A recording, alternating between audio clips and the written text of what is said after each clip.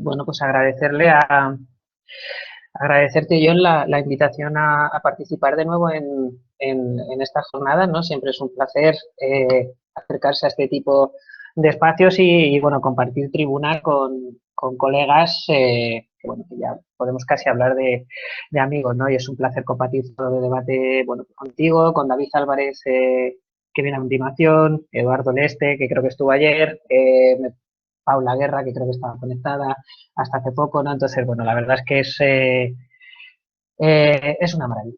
Entonces, claro, cuando me dijiste que sí me apetecía participar y poniendo el foco tal vez en algo para la chavalada, ¿no? De desarrollo comunitario, pues no pude negarme y lo que pretendo presentaros hoy brevemente, porque he visto que acaba de haber un éxodo, una huida en masa de asistentes porque nos acercamos peligrosamente a la hora de comer y no queremos tener ningún tipo de motín de subsistencia, como en el antiguo régimen.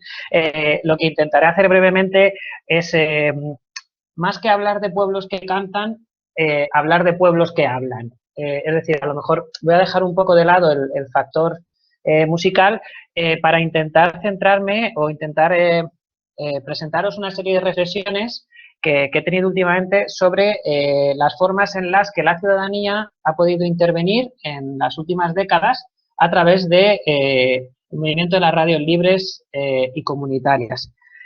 Son unas reflexiones bueno, que me han estado, sobre las que he estado dando vueltas últimamente porque andaba escribiendo un capítulo de libro para lo que probablemente sea el primer reader sobre el tercer sector de la comunicación comunitaria en España y, bueno, pues me surgieron dudas acerca de cómo se produce el tránsito de la radio libre o del modelo de radio libre en la década de los 70 y los 80, ¿no? Desde la transición a los primeros gobiernos del Partido Socialista Obrero Español, cómo se transita hacia el modelo de radio comunitaria de forma que hoy en día coexisten ambos y bueno, y qué particularidades habría alrededor de esta transición, ¿no? de este trayecto.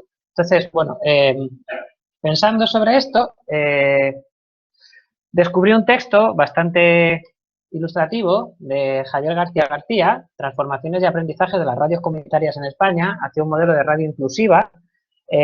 Javier es un compañero de la RICAP, de la Red de Investigación en Comunicación Comunitaria, Alternativa y Participativa, que tiene una trayectoria larga, una trayectoria dilatada dentro del movimiento de la radio comunitaria y él desde su propia experiencia personal y con una perspectiva centrada en las emisoras madrileñas, bueno, que son evidentemente las que él más conoce, las que él conoce más de cerca, habla de tres fases de evolución. Él detectó una radio reivindicativa en los años 70-80, una radio abierta en la década de los 90 y una radio inclusiva a partir de los 2000. Las características de este tipo de emisoras, bueno, pues son un poco también reflejo de los tiempos que viven, ¿no? Ese carácter reivindicativo de las emisoras en los 70 y 80 puede deberse o se debe al auge de los nuevos movimientos sociales, ¿no? Y a los picos de movilización ciudadana que vivimos durante, o que venimos viviendo desde el tardofranquismo, ¿no? Y que se prolongan hasta bien entrada, bueno, hasta entrado el primer gobierno socialista, ¿no? Con el referéndum sobre la permanencia de España en la OTAN, que probablemente sea la última gran batalla de la izquierda radical, de la izquierda organizada en nuestro país, ¿no? Entonces, en ese contexto de movilización social, las emisoras tienen ese carácter de reivindicación social y política. Durante los 90, García García habla de una radio abierta, más centrada en el ocio, en la cultura, ¿vale? Que una radio que se abre a la participación de sus vecinas y vecinos, más que a colectivos provenientes de los movimientos sociales, que son quienes las alimentaban en la década anterior, ¿no? Y bueno, pues hablamos de una radio que probablemente por el auge de las políticas neoliberales y la derrota de la izquierda radical, de la izquierda organizada en el 86, bueno, pues experimenta un descenso en su grado de movilización. Entonces, bueno, pues las emisoras, al menos en el caso de Madrid, recordemos que es el ejemplo en el que García García se inspira, bueno, pues pierden ese componente de lucha reivindicativo más abierto y se centran, bueno, pues en algo más vinculado al ocio y a lo cultural. Y en los 2000 identifica un modelo de radio que él llama inclusiva, que es hacia lo que han ido caminando, en su opinión, las radios comunitarias, ¿no? Un modelo de radiodifusión que incorpora un carácter más social y educativo y que se centra o incorpora, ¿no?, dinámicas de inclusión social, de forma que comienzan a aparecer en sus parrillas programas vinculados, bueno, a colectivos como los jóvenes en riesgo de exclusión social, nuestros mayores, personas que provienen del ámbito de la salud mental, ¿no? Este tipo de radio se centra o comienza a incorporar este tipo de colectivos que no están representados en los medios de comunicación generalistas y, bueno, pues se intenta darles voz, ¿no? Se intenta incluirlos en las dinámicas mediáticas.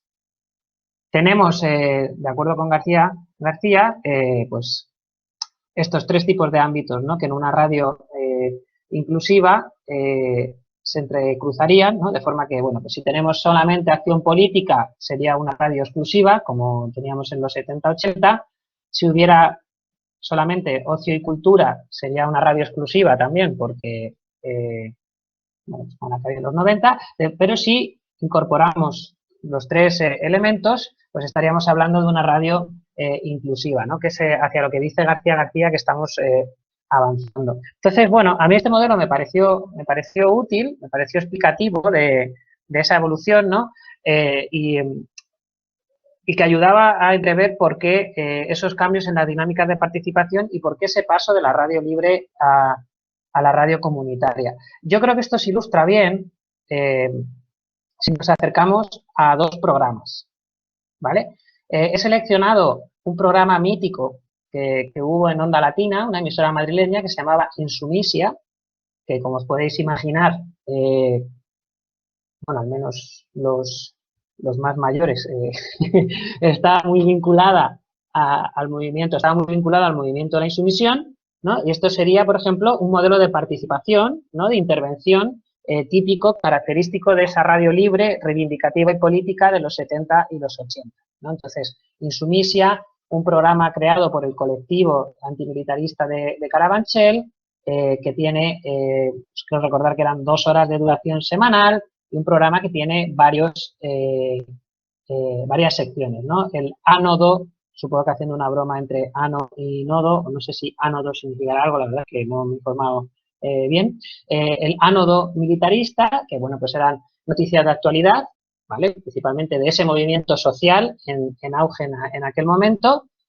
Una sección de convocatorias, ¿vale?, en la que se daba cabida a noticias sobre todo tipo de forma de resistencia, con lo cual incidimos en ese carácter reivindicativo, y luego una sección variable, ¿no?, pues que podía ser o tira la tele por la ventana, que según ellos era cultura resistente, como alternativa a la paja tonta, presas a la calle, pues informaciones, denuncias sobre, bueno, pues proveniente del movimiento antirrepresivo, ¿no?, y la situación de las presas sociales y políticas en las cárceles del Estado. Érase una vez la resistencia, que era una sección que se dedicaba a recordar la memoria de los movimientos resistentes frente al poder, como veis, una línea muy centrada en lo reivindicativo. Música resistente, no vaya a ser que algo no fuera resistente, ¿no?, que era, bueno, pues hablar de artistas que hubieran hecho de la música una forma de militancia, y finalmente una entrevista o un monográfico, ¿no?, que daba espacio a colectivos militantes de todo tipo, ¿vale?,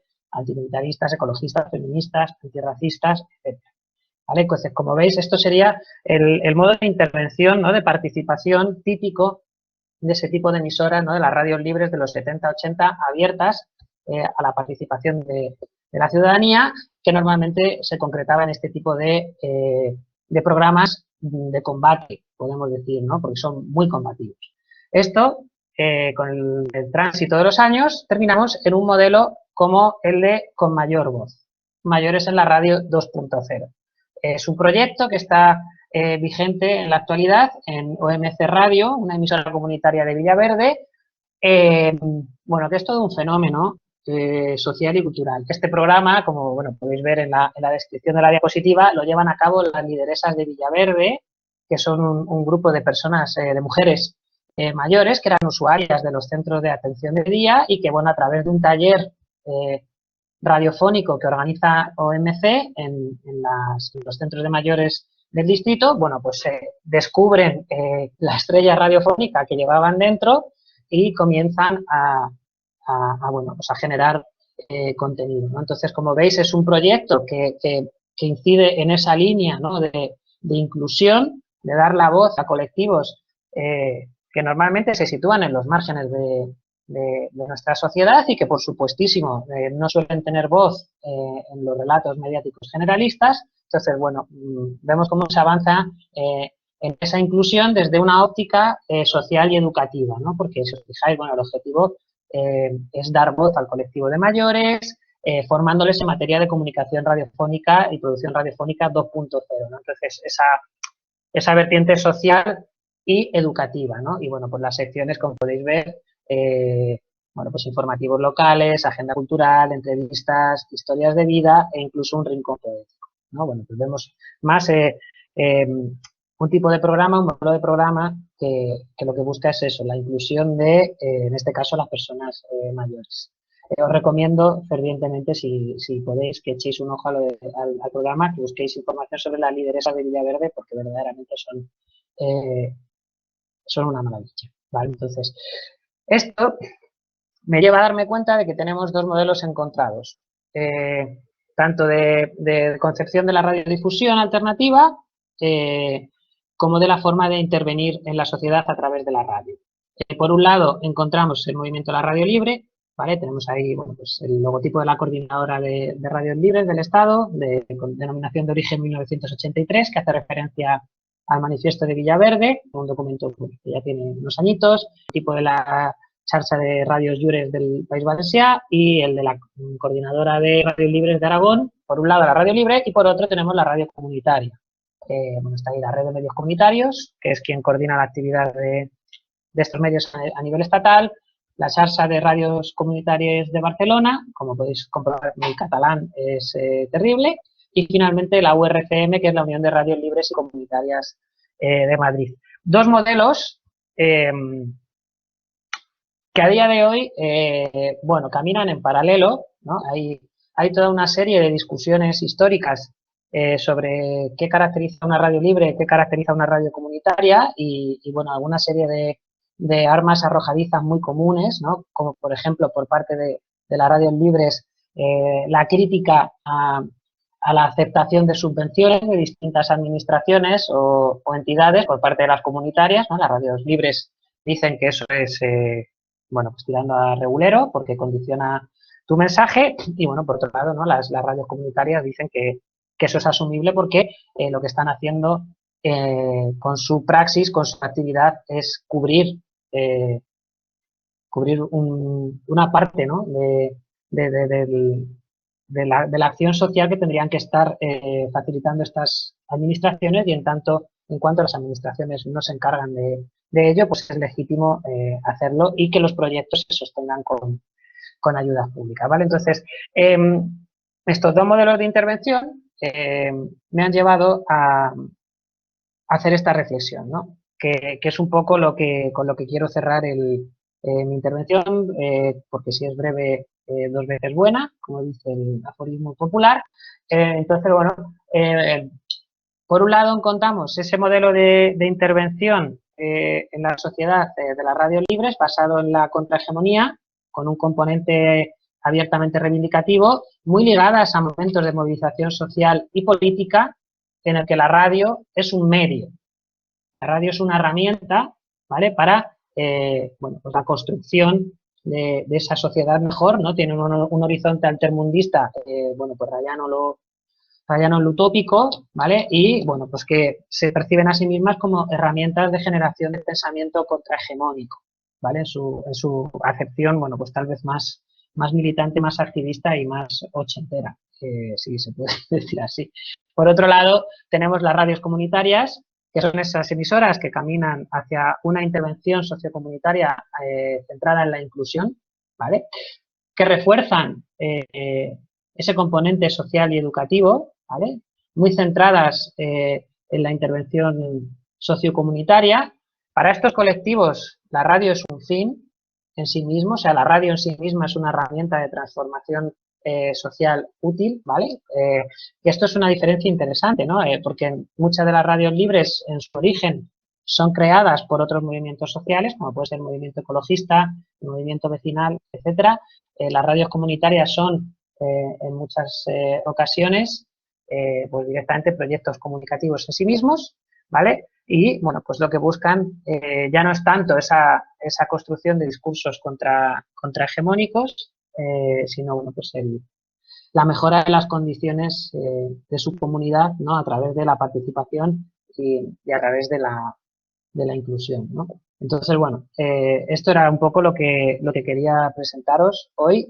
Espero que haya quedado algún alumno de desarrollo comunitario al que esto le haya podido ser útil y, bueno, como estamos en el siglo XXI y hemos hablado de cosas muy modernas, no podía terminar sin poner un gatito, que creo que es todo un fenómeno sociocultural de la posmodernidad más acuciante y, bueno, agradeceros vuestra atención y esperar, o espero que el discurso no haya quedado muy deslavazado y que, bueno, al menos os haya servido para oxigenar un poquillo de tanta música, ¿no? Y, bueno, siempre está bien hablar de radio, ¿no? Muchísimas gracias. Gracias a ti, Josemi. Siempre está bien hablar de radio, incluso fue protagonista con la música.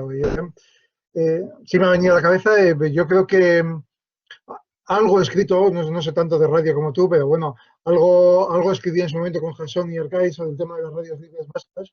Y bueno, lo que nosotros detectábamos también era una especie de transformación más lenta, es decir, llega más tarde, y de transformación desde el espíritu de las radios libres, combativas, de decir lo que no nos dejan decir en otros medios, poner la música que no sale en otros medios, y la voz de los sin voz, hacia una dimensión más comunitaria, que no acaba de ser una radio comunitaria, pero de cierta manera sí que nos detectamos en el caso vasco que sí que había una evolución de esa confrontación, efectivamente, más de radio libre, de que las propias radios libres y a la vez Irratia, estoy pensando sobre todo, pues evolucionaba un poquito hacia casi una dimensión más comunitaria. Y que esa evolución también, porque has mencionado que efectivamente que venían impulsadas en muchos casos por los movimientos sociales, que sí era, y esa evolución la estamos detectando también en un estudio que estamos haciendo ahora sobre los movimientos sociales y las nuevas políticas de alianzas y todo eso, que es la evolución que han tenido los movimientos sociales también, que han pasado también, en el caso vasco por lo menos, y lo que vemos es de una dimensión más confrontativa contra las instituciones, a una dimensión más de colaboración y de crear espacios de colaboración con las instituciones, porque las instituciones se han abierto y porque los propios movimientos se han abierto. Entonces, lo que nos sale aquí, en lo que no hemos estudiado muy a fondo, pero algo hemos estudiado, pues casi, pues eso, pues que de la mano de la evolución de los movimientos de políticas menos confrontativas, también las radios libres evolucionan casi hasta una dimensión más comunitaria. Roger también ha levantado la mano, creo que quiere decir algo, y luego igual nos contestas a los dos si quieres comentar algo. Sí, yo un comentario, pregunta. A mí me sorprendió mucho cuando estuve en Inglaterra que allí las radios libres jugaron, o piratas que las llamaban, ¿no? Jugaron un papel, como mínimo hasta el 2000, que es cuando yo estuve, fundamental en el desarrollo de la cultura, de la música popular. Pero por muy importante, ¿no? Porque generaban las modas, o sea, el nuevo sonido underground que se convertía en comercial en los barrios obreros o trabajadores era básicamente a través de las radios libres, era un vehículo fundamental. Y aquí, hasta donde sé, yo nunca he visto que jugara este papel, ¿no? Tú que las conoces más, ¿ha habido momentos importantes en este sentido o cómo lo explicas? Que, bueno, porque parece que sea un vehículo muy útil y que yo nunca lo he visto así como muy fuerte en el sentido de comercialidad, así que no solo de algo muy alternativo, sino de algo que acaba siendo la nueva moda antes de que llegue. Sí, en el caso vasco creo que sí, es decir, en el caso vasco sí que juegan ese papel. Inicialmente todos estos grupos nuevos del rock radical vasco sí empiezan a sonar en emisoras libres y hasta el 90 que se crea Euskadi Gaztea y empiezan a sonar en la emisora musical pública, pues no tienen mucho espacio en los medios públicos y sí que se dan a conocer a través de las radios libres y radios piratas en ese momento. Pero bueno, José. Sí, empezando por por el final, Roger, sí, o sea, lo que pasa, bueno, ahí con respecto al fenómeno en el Reino Unido, hay un problema, bueno, típico desacuerdo terminológico, ¿no? Sí que es cierto que, o sea, el fenómeno al que se hace referencia se conoce normalmente como radios piratas.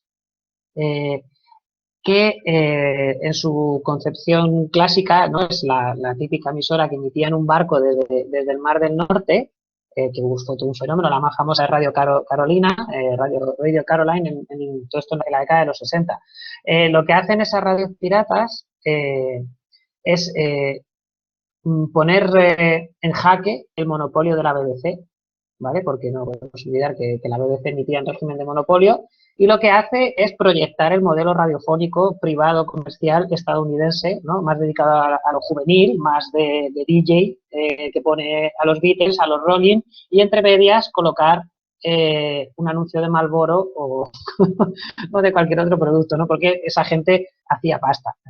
Había un ánimo de lucro evidente, ¿no? El objetivo de esas radios piratas en los 60, los originales, es romper con el monopolio de la BBC y abrir el mercado radiofónico, y son empresas con ánimo de lucro, evidentemente, ¿no? La radio libre, que en el Reino Unido lo más son las radios, las community radios, ¿no? Que son radios locales, tal, no tienen ese objetivo, no tienen ese ánimo de lucro. Y sí que es cierto que luego esa radio más musical underground, ¿no? que sigue, pues sí, esa estela de las radios piratas, en el Reino Unido tiene un desarrollo espectacular, hasta el punto de que, bueno, escenas musicales muy minoritarias, o bueno, no muy minoritarias, pero bueno, minoritarias en su momento, como pudiera ser el reggae, la música negra, soul, funk, y luego con el tiempo el dubstep, el jungle y estas cosas más actuales, durante un tiempo solo se pudieron escuchar en este tipo de emisoras piratas que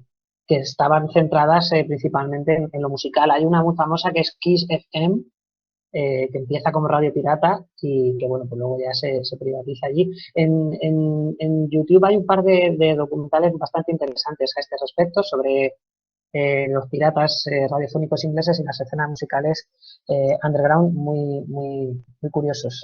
Se puede buscar, si pones Pirate Radio, salen fácil. Además, producido por la BBC, uno de ellos, o sea, para que nos demos cuenta de la importancia que tuvo el fenómeno, ¿no? O el reconocimiento que se le ha dado al fenómeno, porque sí que es cierto que en España, en el Estado español, el fenómeno tiene la misma importancia en los años 80, como bien señalaba John, para determinadas escenas musicales es fundamental la existencia de estas radios. En el caso del País Vasco y sobre el caso de Madrid, David Álvarez, que veo que acaba de levantar la mano, podrá decirnos algo también, ¿no? Porque yo creo que ese punk que él estudia, ese punk sobre el que él hizo el documental, tiene en emisoras como Radio Cero u Onda Verde sus principales valedores, ¿no?